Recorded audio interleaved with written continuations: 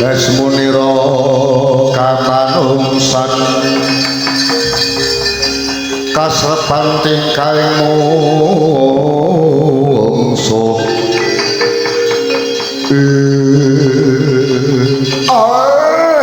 bergeget uget-uget mal-mal sadulita lae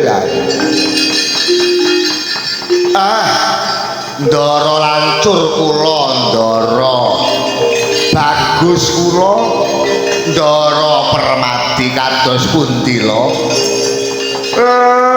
anggen jengan dika ndara sowan dhateng Eyang Saptamarga mrehatosaken dhateng ponakan sampeyan ndara kula Bambang Ketuka ingkang katemben mawon lair kados pundi pituduh dhateng Kang Eyang lo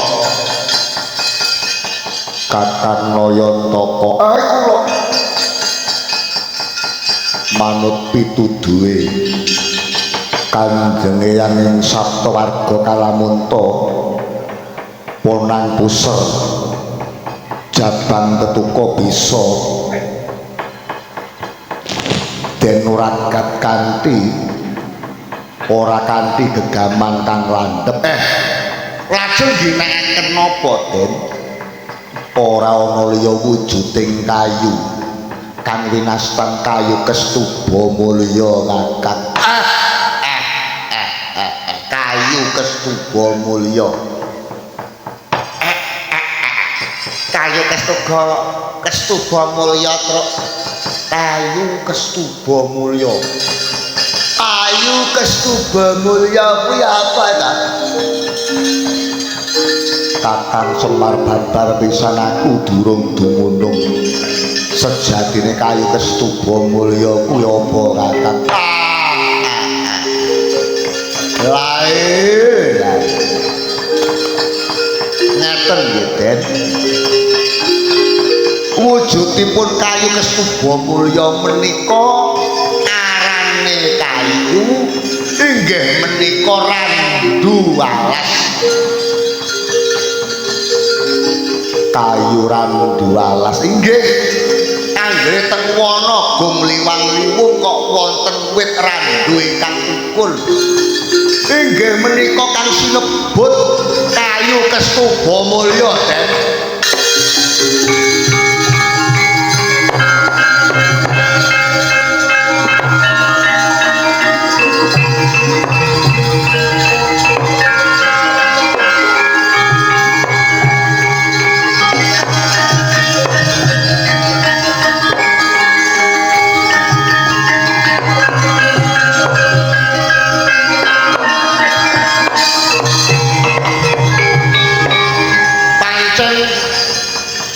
Kestuba mulya menika salah sawijining kanjeng ingkang minangka dados waraka gaman ampuh dasaripun kayu menika angel golek-golekanipun mboten saben alas gum liwang-liwung menika tukul wit randu niku saestu nadyan tawana gum liwang-liwung gawat keliwat wingit kepati ning dereng kantenan sajroning wana gum menika tukul wit randu alas kuwi dereng kantenan mula bejo kemayangan tiyang menika gadhahi pusaka kok rangkanipun kayu Kestuba Mulya utawa kayu Randu Alas. Niku mawon kala mangsanipun anggenipun ngethok wit Randu Alas menika nggih wonten petunganipun. Randu ingkang dipadosi menika kala mangsane Randu Alas ingkang wingit. Randu ingkang gegodhongan lawa kalong. Tegesipun Randu Alas menika ingkang sampun gagangaken lajeng kangge bebondhotanipun para lawa kalong. Lah niku kayu kang sinebut Kestuba Mulya. Banjur ana ngendi nggonku bakal ngupadi Randu Alas kuwi Kyai. Kaya-kaya aku lagi kimireng nanging kalamunta ora enggal diupadi. Mendah kaya ngapa nalangsaning Kang Mas Bratasena kelawan Kang Mbok Dewi Arimbi. Kang nyatane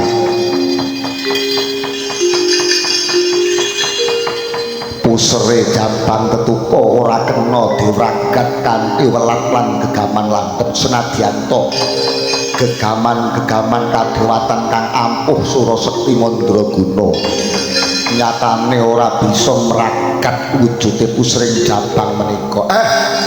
Ngeten nggih, Den. Gusti paring patoban menika tertamtunipun wonten usadanipun. Kula aturi pitados dhateng panguwasaning Gusti Kang Akarya Jagat, monggo melampah sak paran-paran nut dhateng krenteking ati jumangkaing suku kedheping netra. Mbok menawi niki mengke wonten margining kawrasan Gusti nuduhaken wonten pundi dunungipun kayu Kestuba Mulya menika nggih, Den.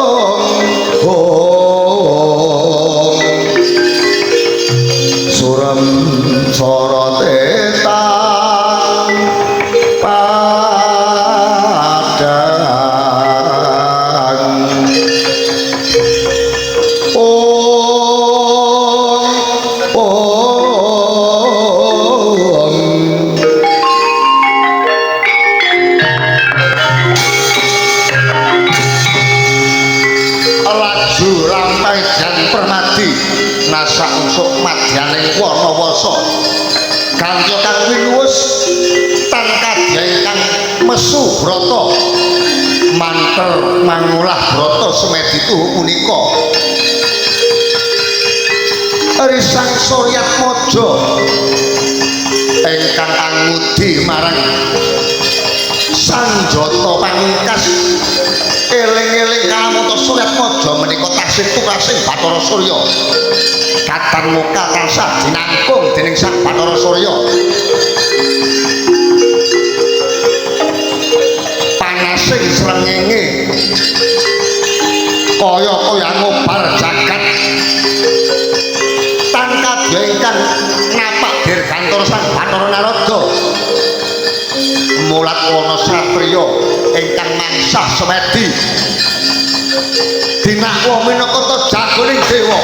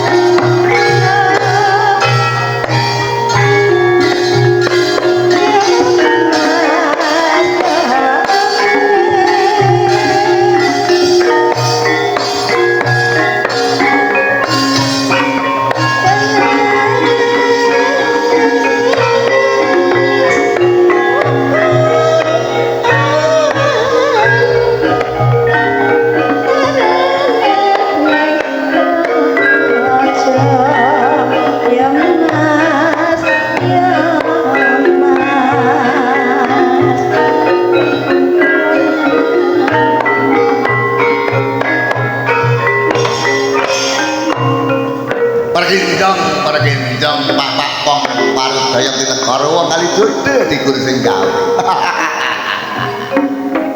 menter nyodo lanang anggonmu jeneng kita ngger kulup mertapa ning alas gong liwang-liwung sejatine Jawata wis sumurup apa-apa kang sira sedya ora ana liya sira mung bakal yaiku ngudi marang Sanjata Pamungkas kula anggon jeneng kita Sepung Puja Brata Semedi tinampa ngarsaning dewa pukulun Bathara Guru Satemah utusan maring ulun kinen paring pusaka marang jeneng kita Murgadi Tampanana nggih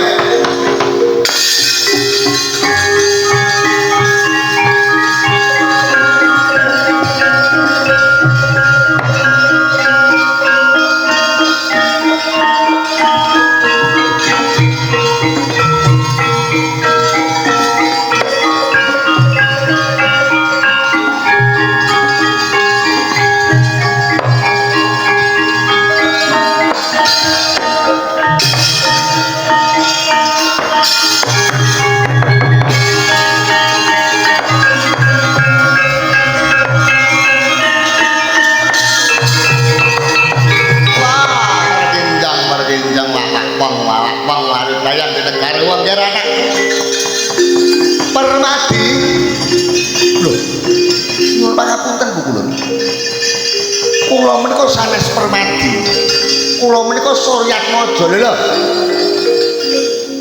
Jeneng kita iki dudu Permadi ta. Sanes. Kula menika Suryatmaja waduh kleru wae. Wah.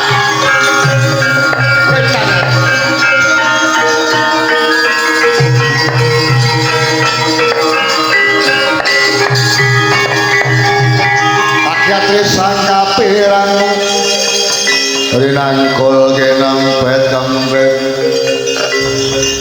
bersalanan ing pawono. Wah, meragendang bang arep dayang tetek karuan kali terjadi guru gawe. Wah, sing gedhe pangapuramu ya Suryatmaja sejatine. Pusaka pamungkas pusaka kadewatan kang ngaran Kyai Kuntawijaya Danu kuwi dudu darbek jeneng kita nanging kuwi bakal ulun paringake marang wayah ulun si Permadi. Waduh, nyuwun pangapunten.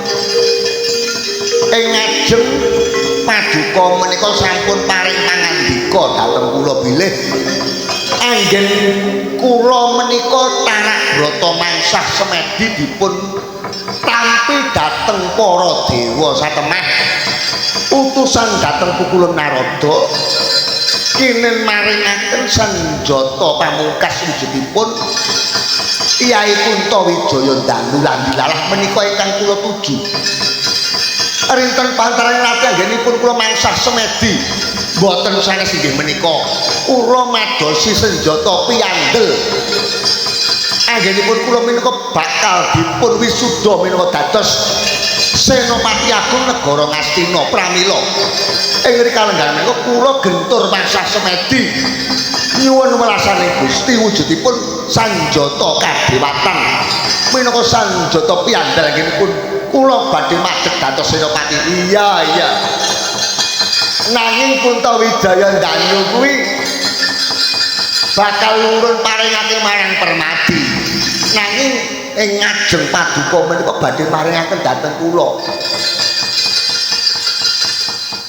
Lah sedaya niku sampun diparingipun maringaken kula napa saged sedaya niku dipun jabel. Waduh, kadung kleru ngeki bayaran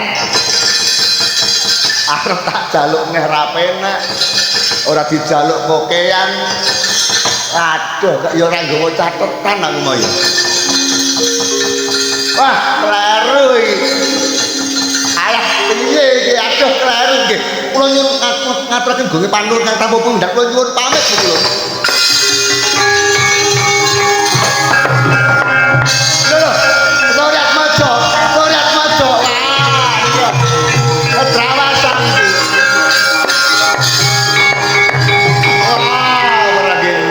Gendang mak.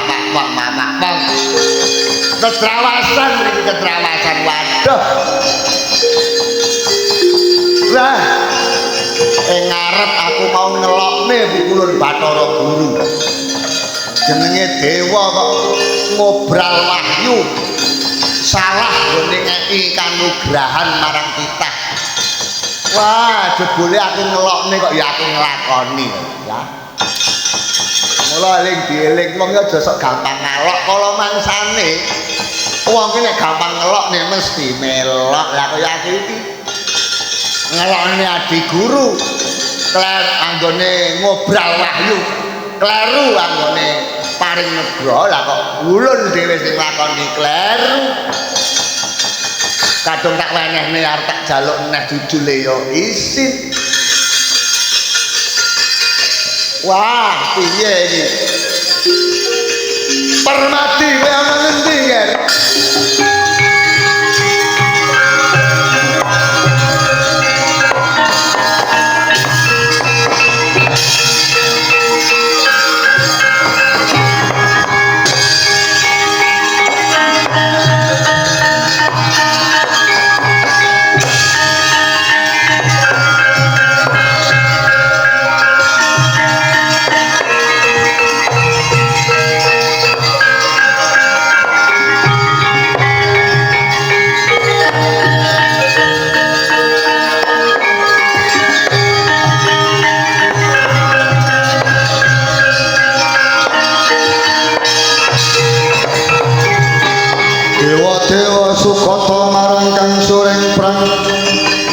Bengayan mutane arum-arum Narada kang ngepalani wah meregendang pak kali gede adi guru sing gawe iki Permadi inggih pukulun pun wayah kula pun Permadi ngaturaken sembah pangabekti ya wis tak tampa pangesulun ganti tatanono Permadi inggih sampun kula tampi dados jimat wonten parigawe kang kados pundi kula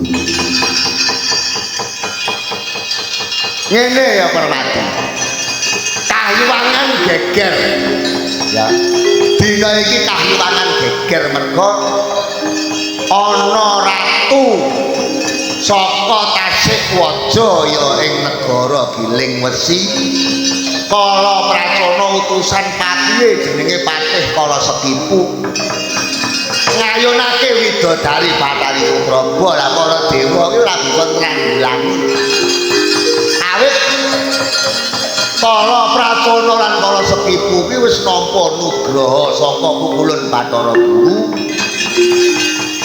wujude kasekten kang jagat tanpa timbang ora bisa dikalahake marang sadina makhluk ingkang isih kalepetan marang bab kadonyan ora mungkin menungsa denawa utawa jin nadyan para dewa yen isih kalepetan ing bab kadonyan mesine ora bakal bisa ngasorake lidane Patih Kala Sekipu lan Prabu Kala Pracana mla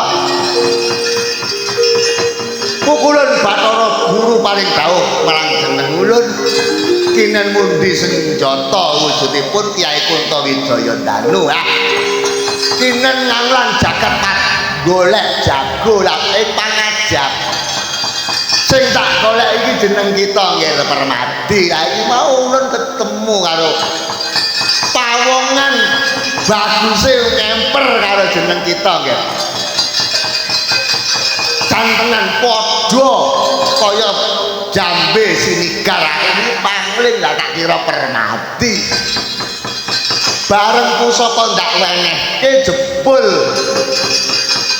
kuwi pawonganmu jenenge Suryatmaja ala kedrawasan inggih mbok menawi menika sampun dados kodratipun pusaka menika dados piyanggelipun Kakang Suryatmaja lah ning iki sejatine bakal ndak wenehke jeneng kita inggih badya kados pundi menawi menika sanes gadan kula tertamtu 1000 dalan anggenipun bakal loncat nanging menawi menika pinesti dados gegaman kula mestinipun tetep wangsul wonten ing asta kula oh ngono inggih lah terus karepmu lagi piye waleh-waleh menapa pukulun kula menika dipun tangisi dhateng kadang kula sepuh Kang Mas Bratasena ingkang sakmangke sampun nampi nugraha wujudipun putra inggih menika ingkang katemben lair pun Jabang Ketuka lho Bratasena duwe anak ta iki inggih wis lair sampun jenenge Jabang Ketuka inggih lah terus wonten kaewahanipun jagat Ponang Puser boten saged dipun wragat kanthi welat utawi gegaman kang landhep nadyanto Sanjata Cakra ugi boten saged meragat Ponang Puser weh lah kok elok temen Jabang bayi ya terus pituduhipun ingkang yang saptawarga Puser pun Jabang Ketuka saged dipun wragat kanthi wujudipun kayu ingkang kingaran kayu Kestuba Mulya weh rasa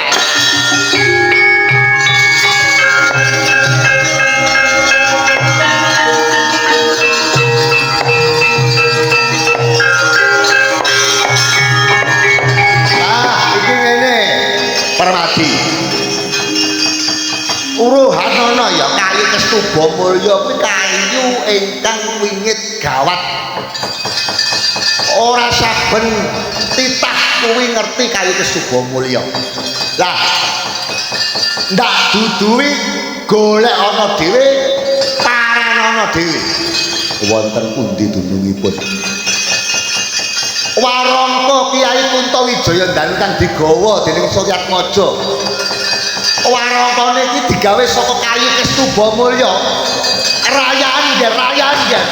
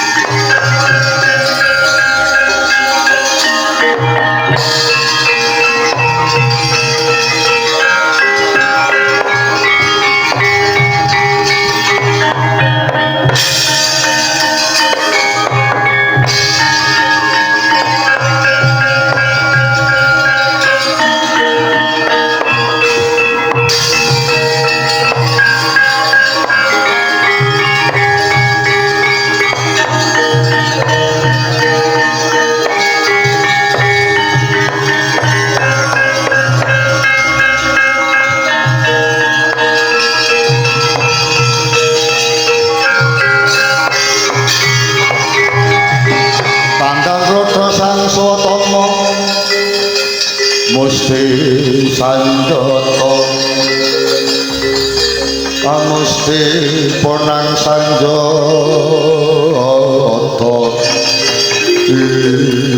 kuhe adalah ora panglih kang ngandhek kang dadi laku iki kaya wong maju para Permadi.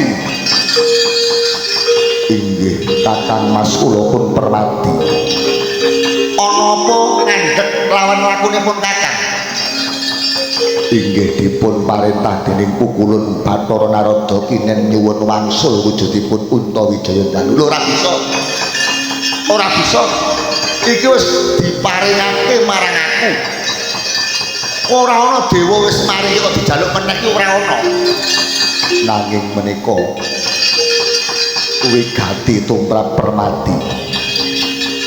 Pusaka iki wis dadi darbeke Suryatmaja. Sapa wae ora kena najan dewa dhewe darat ora bisa nyuwun bali marang pusaka Kuntawijaya Danu. Yen pancen mangkono apa perlu Permadi Rudha paripeksa kowe nantang karo aku Permadi.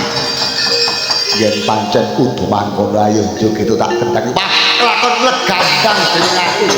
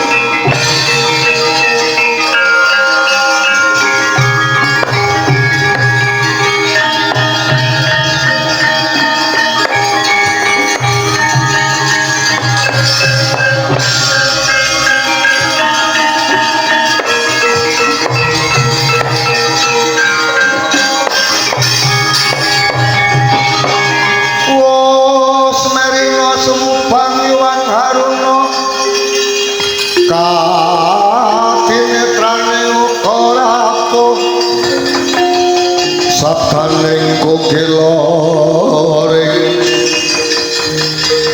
kang negara kater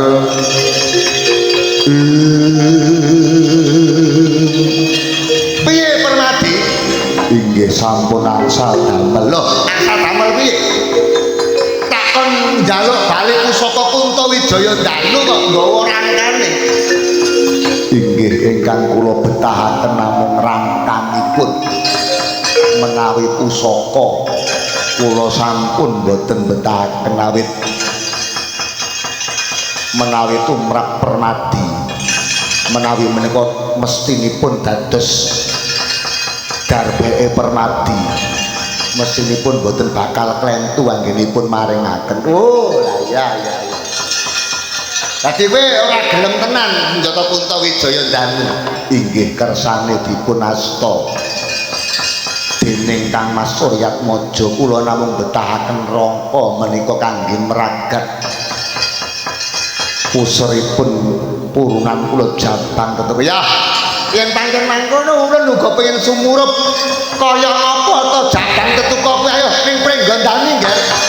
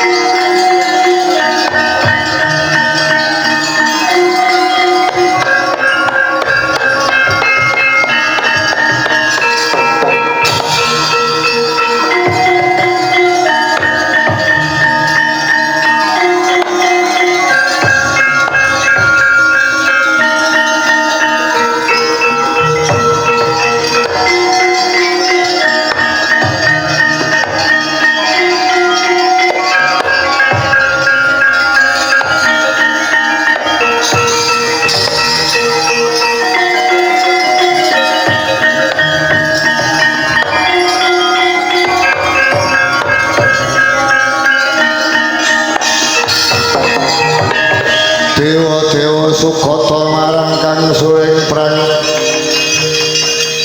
ing ngawiyat mudane aroma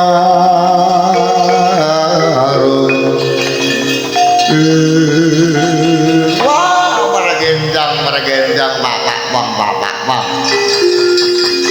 Bratasena aja kaget ulun sing prapta Bratasena wah kakek Narada ya aku mrene iki cilik marang kawilujenganing anakmu carane Permadi pusere ora bisa dipragat kanthi landhepe gegaman aja meneh landhepe gegaman buku Pancanaka ora bisa meragat pusere anakku Jabang ketuka lah iki ngene ana usada Jabang ketuka pusere bisa diragat kanthi kayu kestuba mulya mula mara gage ditamakne ngger nata ing Ndarawati kaki Bathara Kresna inggih kula ingkang bakal meragat punang pusir menika pun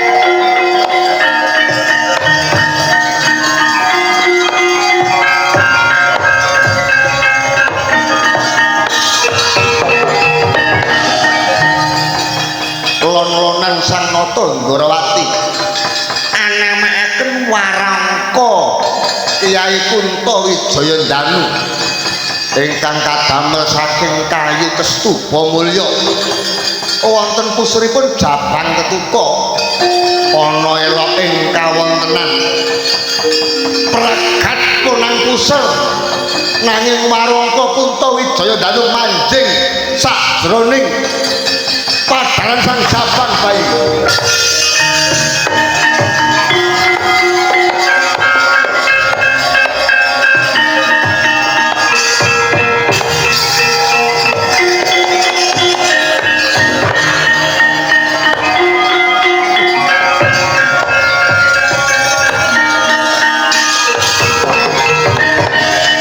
loh ana apa Kresna waduh ketiwasan lho punang pusir saged dipun muragat kanthi Warangka Kyai Wijaya Danu inggih ingkang winastan kayu Kestuba Mulya nanging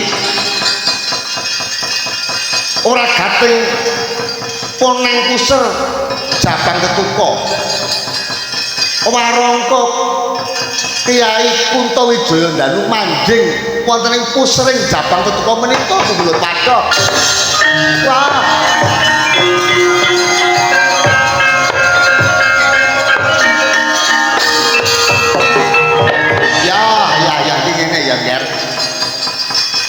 besok dewasaning bocah iki pancen dadi satriya ingkang Surasekti Mandraguna nyatane lahir kanthi ana lelakon ingkang dadi pangeram-eram nanging eling dieling ya mbuh kapan rejaning jaman yen ana perang gedhe bocah iki aja nganti ketemu karo satriya sing mundi Kyai Kunto Wijaya Danu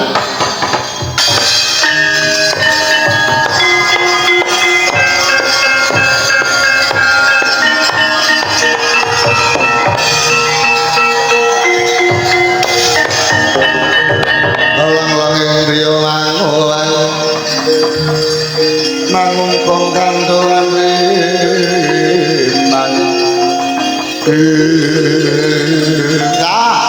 tiwas beneran mbok menawa iki kang dadi pituduhing Gusti Kang Karya Jagat kang bisa nandingi kridane para persona karo para sekipu awit iki makhluk isih suci durung kalepetan marang bab jelantai kagonyan lha iki ngene Bratasena karo Arimbi kowe percaya karo para dewa anakmu iki bakal dadi jagoning dewa awit dina iki dewa ketekan parang muka Ratu Sekti Mandraguna saka negara Tasikwaja ya ing Giling Wesi jejuluk Kala Pracana lan Patih Kala Sekipu para dewa ora ana bisa sing nandingi kasektene ndak kira Jabang bayi iki sing bisa dadi jago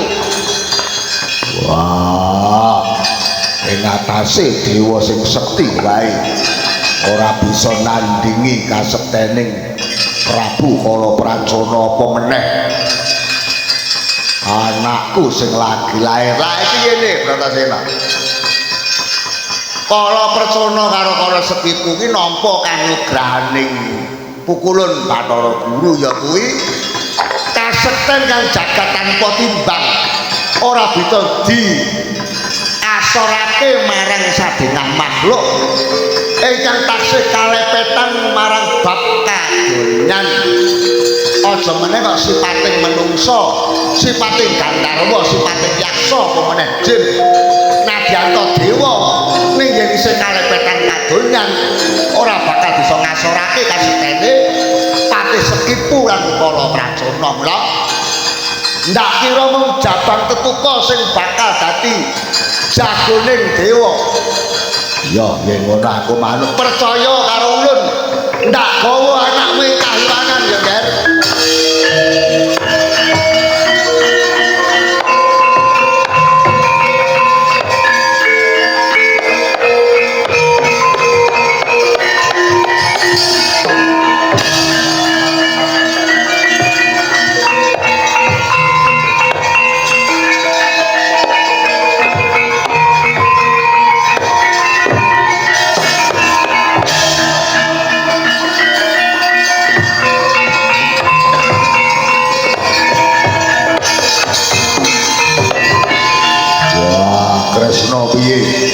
Aja negake anakmu, ayo ditututi munggah kayonan di.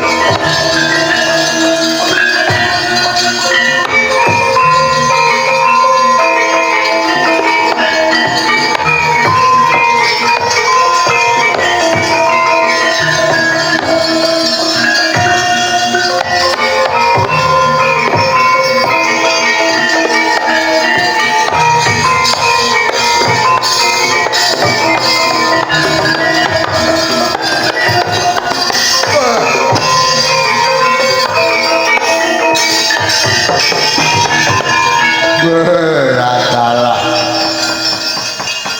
Sekipu kowe joget kekintrangan ana apa? Waduh sinuwun berkah pangesunipun kula angsal damel lho entuk gawe piye. Dewa ngeparengaken paduka menika garwa mangkasaning widodari Bathari Supraba. Lah salah.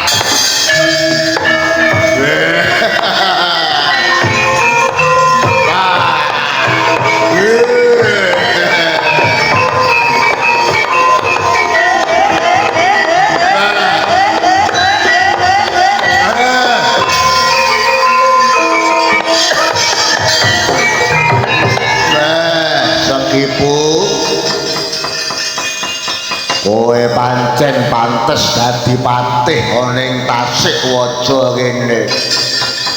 Mula ramokal saka bombong ing atiku nggonku bakal garwa widodari.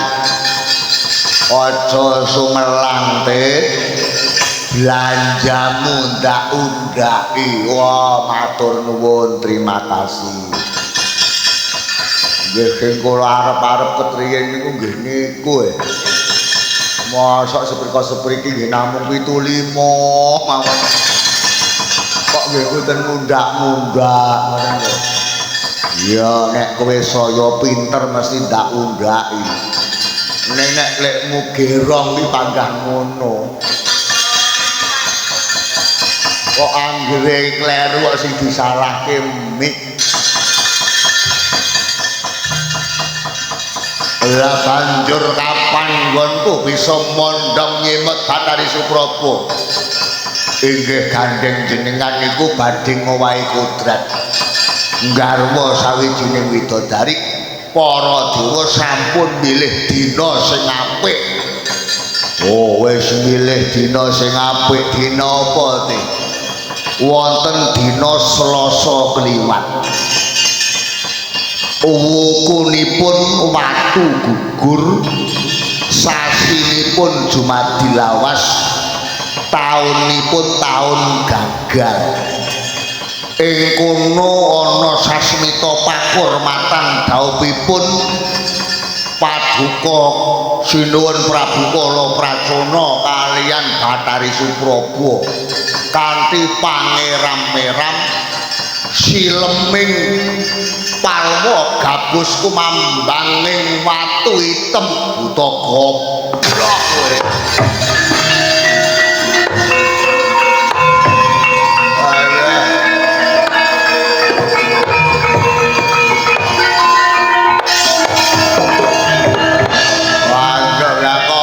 Didugang nono neng kowe iki mundak esuk mundak budhek kuping iki lho saya esuk kok kuping saya budhek ora niku nek yameten gemrunggung ya kuping iki mboten tak cetha wah iki jan lek ngendang nganti cetha kaya ngono panggah kurang cetha wae kupingmu mbok golek linggis dikoroki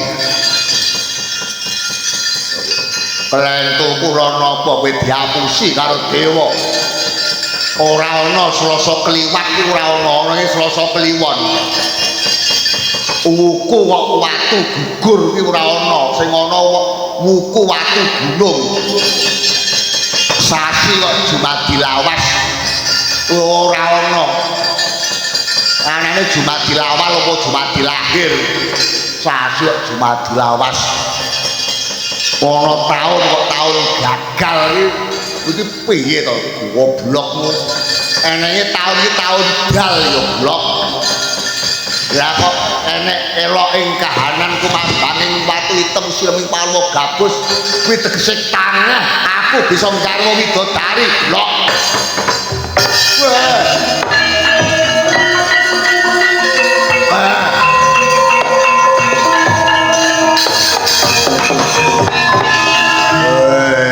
adalah dewa ngakali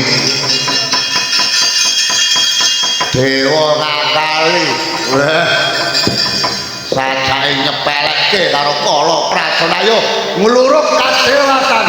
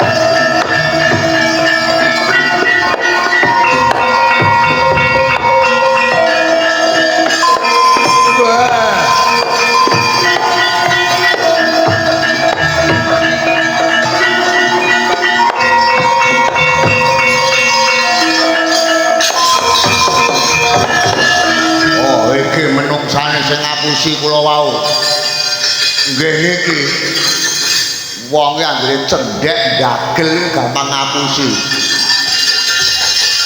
gampang nilepne saweran bareng konangan terus playing victim lah kok aku sing disalahke lah aku lho ngopo aku kira ngopo-ngopo aku yo ora ngurus ya ora apa kok nesune karo aku. Iki rembukan apa to iki? Mboten apa-apa. Lajeng nyuwun Supraba. Lho kena ning aku duwe jago. Pundi jagone? Jagone jabang bayi iki. Jenenge jabang bayi ketuka. Dian anu. Apa dhewe wis kentekan jago bayi iki sore didadekne senopati. Kowe aja macem-macem karo para dewa.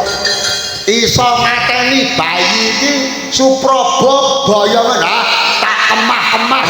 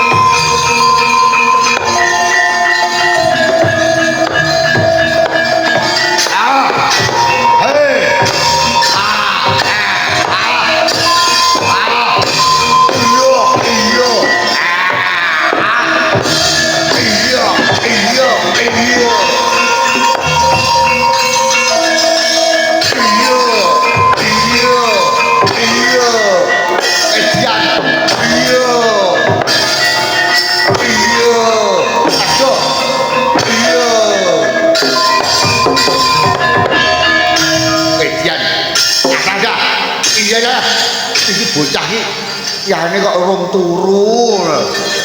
Mbok yo turu, yane kok panggah ngetutke bapake ae. Wah, bapake arep golek pandangan lain malah ditutke anak iki.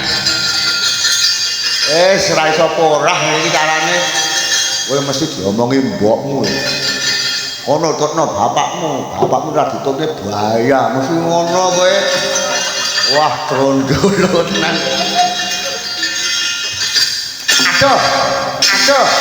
Wah. Lha nek ngene iki aku ki nyangkane piye iki? Kukula Narada. Bocah iki kecilikan. Wah, lha nek mungsuh kaya ngene. Nggih, kula balekke.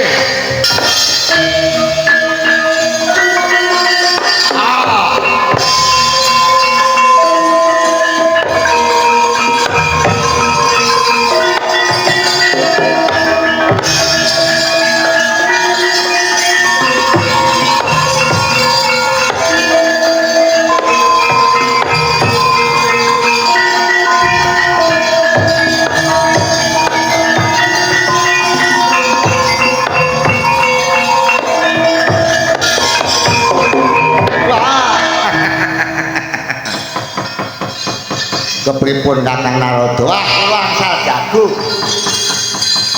Lho, bocah nika sinten? Niki anake Bratasena kaliyan Arimbi.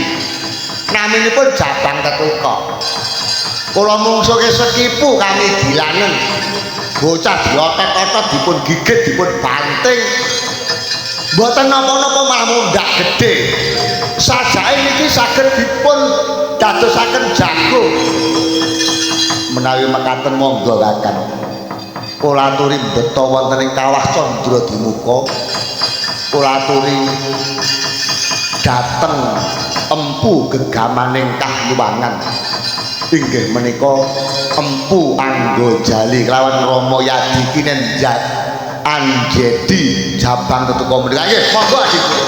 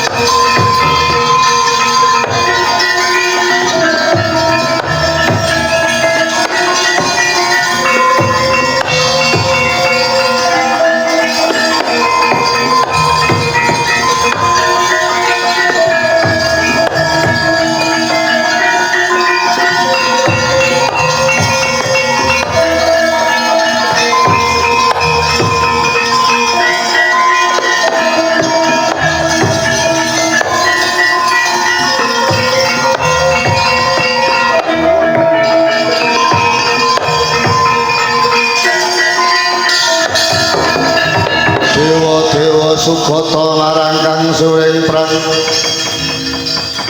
ing ngawiyat mudane aroma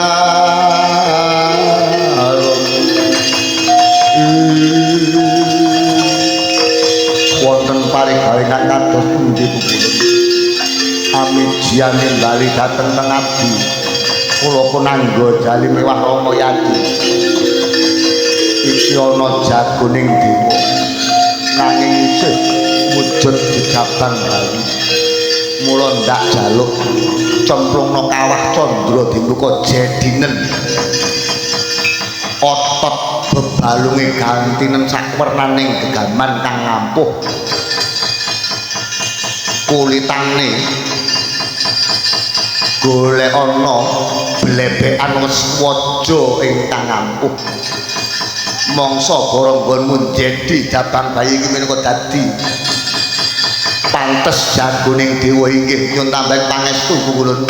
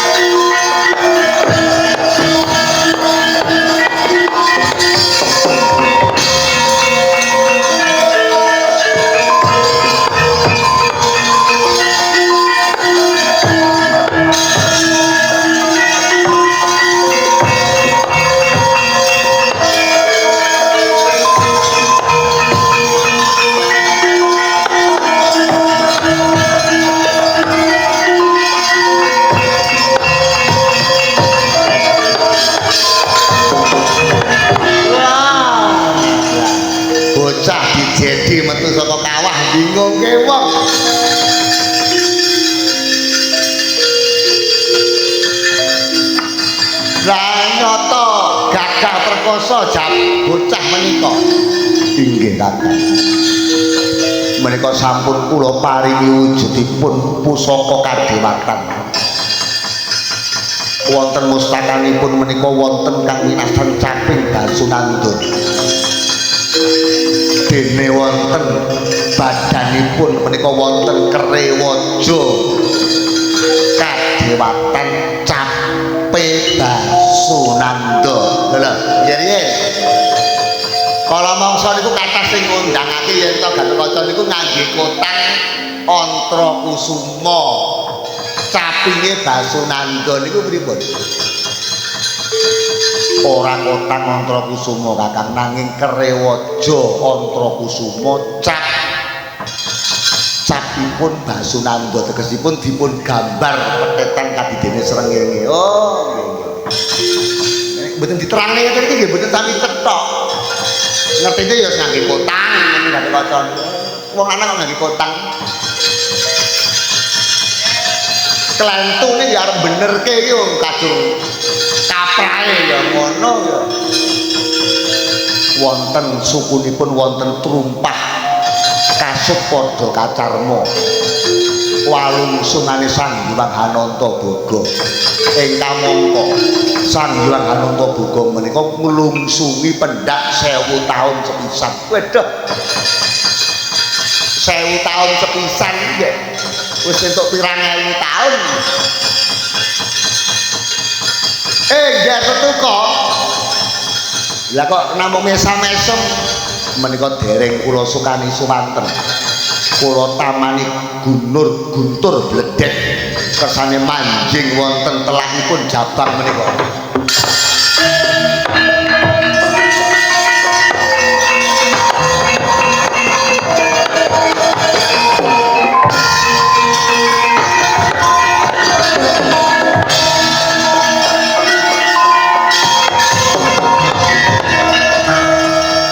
Kula aturi dangu Kakang. Jabang Setuka. Ana apa? Lho ya suarane ya sik bocahi. Aku iki sapa? Kowe Jabang Setuka. Lah kowe sapa? Kula niki dewa. Kula niki Bathara Narada dene iki pukulun Bathara Guru. Aku ki anake sapa? Anake Bedratasena Satria Unggul pawenang lawan Dewi Arimbi Pringgondani. Aku mrene kon piye? Dadi jagoning dewa. Lah tesih kebocahan iki dipun dewasake melih. Ndak tamani guntur angin. Guntur banyu supaya bisa dewasa bocah iki.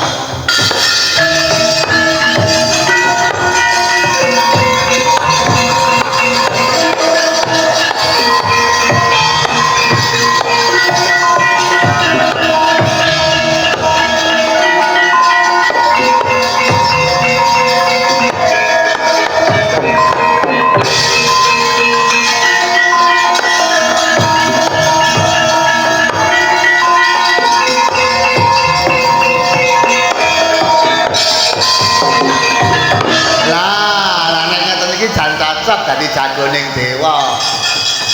Arek mau keciliken mau pancen ya wayange samret.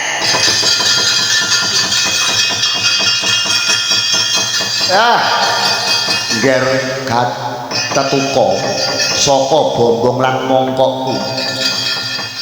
Dene sira wis bisa dijer ning kawah candha dimuka. Salin raga kaya manggene. Mula jeneng kita bakal ulun paringi jimat asma Kekasya Gatotkaca.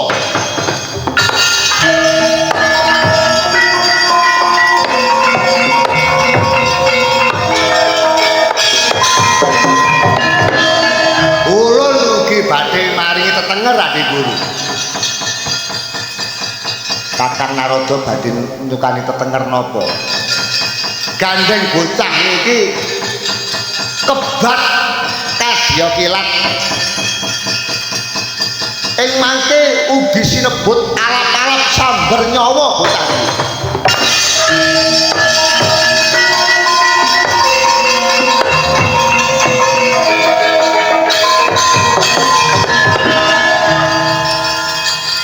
Tak ngombe dhisik ya. Iki sikil lho ndak nyuwukne bareng. Gatotkaca patenana parang muka kang ngrangsang kahyangan. Yen jeneng kita bisa madhangake ana ing kahyangan iki. Besok dewasamu bakal ulun jumenengake ratu ing kahyangan, Ger.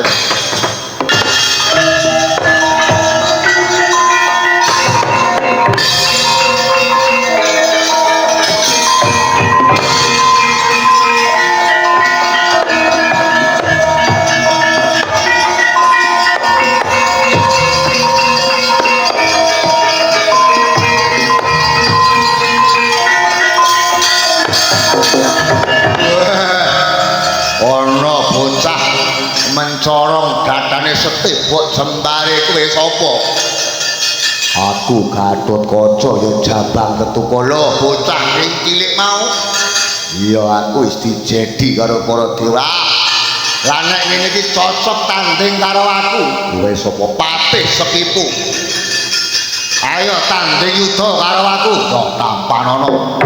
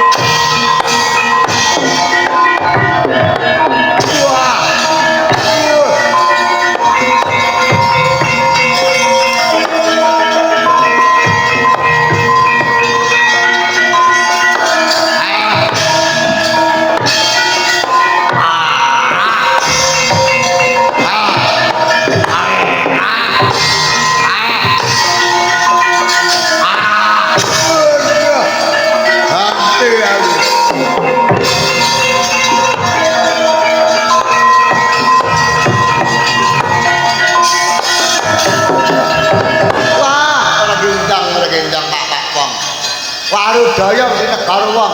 Gatotkaca wonten dawuh pukulun Sekipu mati nduk kapake. kula cokot Lah bocah. Aja sok nyokot dhisik ya urung wayahe. Engko nek wis wayahe nyokot to. Wong urung sunat barang arep nyokot ae. Isik cilik. lagi ambake nyokot kula nggih kula cokot genti Wah. Sini. Bola bali ya isik turun buta. Ndak pangur dhisik ya.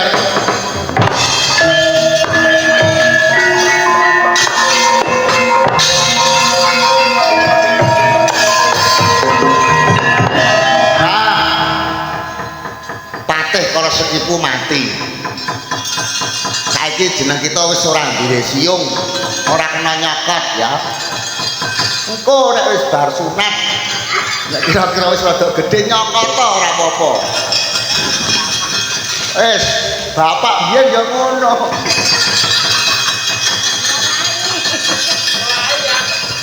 Ora apa-apa le, tak bagus kok.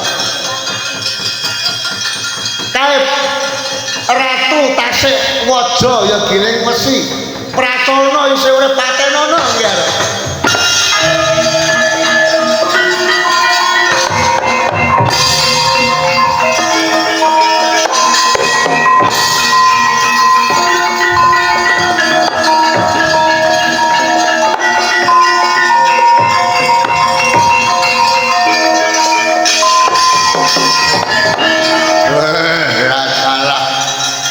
Patih Sekipu mati.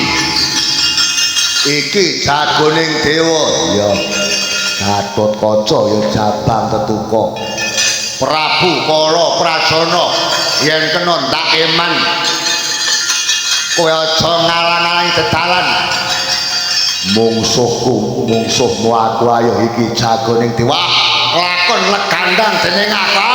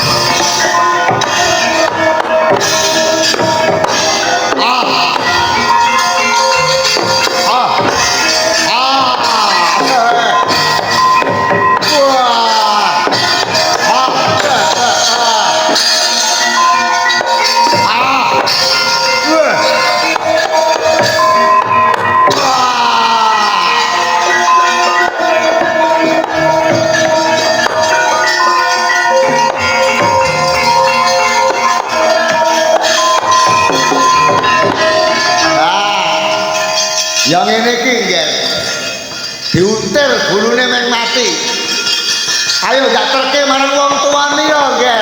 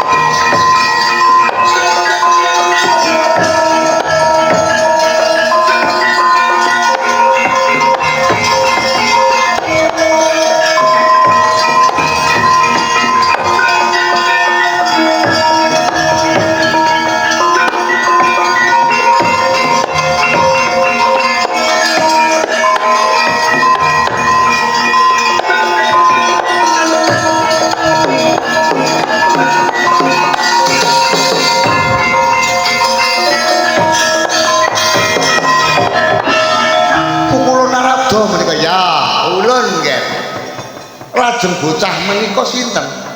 Oh ya. Lumrah menawa sira pangling iki jabang tetuka kang wis para dewa jedi dijar ana kawah candra dimuka lan wis kasembadan brasta angkara murka kang sinandang dening kala pracuna lan kala setipu. Ya iki anake si Bratasena jabang tetuka malah diparingi jimat asma karo pulun Bathara Guru yaiku Raden Gatotkaca. Wah anakku.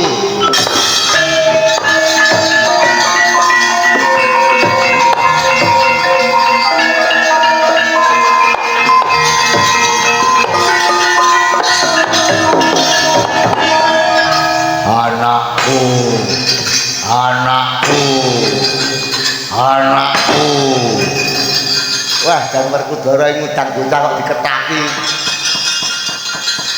Paduka menika sinten? Aku bapakmu le.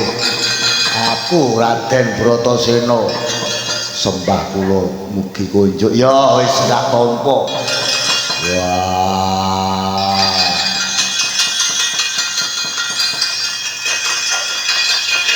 Mbok kula ugi kepareng ngaku putra dhateng Gatotkaca menika Haja. Iki anak-anakku dhewe tok aku. Enak men. Menika sinten? Aku pamanmu Arjuna ya Permadi. Menawa besok pun paman duwe anak wedok, kowe manut tak pek mantu ya, Lik. Wah, kowe iki anggere roh cah lanang ganteng kok mesti ngono kuwi. Anakku wah deloken ganteng to anakku. Bapake yo ganteng kaya ngene. Ngeten nggih, Den, lelampahan menika sampun purna. Lairing jabang tetuka sampun rampung. Mugi-mugi menika saged kajiwa kasarira dhateng wayahipun Mbah Dalang Ladina Renggana ingkang nami Rizky Aditya Wahyudi, putranipun Kang Mas kula Mas Kasih Dwiandaka miwah Mbak Supratiah. Mugi-mugi nek Mas Rizky menika saged nulat dhateng kautamanipun Gatotkaca satemah dados putra ingkang saged mikul dhuwur mendhem jurasmaning tiyang sepuh migunani tumrap nusa lan bangsa saged kasembadan lan ingkang ginayuh napa ingkang dados cita-citanipun. Allahumma kula sakanca rencang anggenipun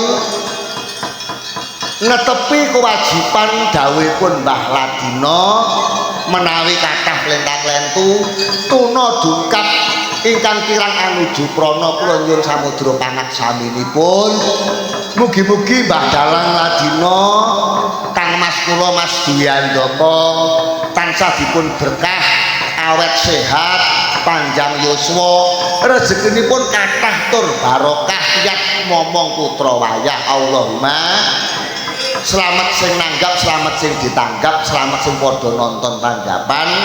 Murah sandang pangan sing nanggap, murah sandang pangan sing ditanggap, murah sandang pangan sing padha nonton tanggapan. Rahayu Rahayu Wijayanti kanthi sesanti, Sura Sudira Jaya nikanangrat lebur dening tekap ulah Darmastuti.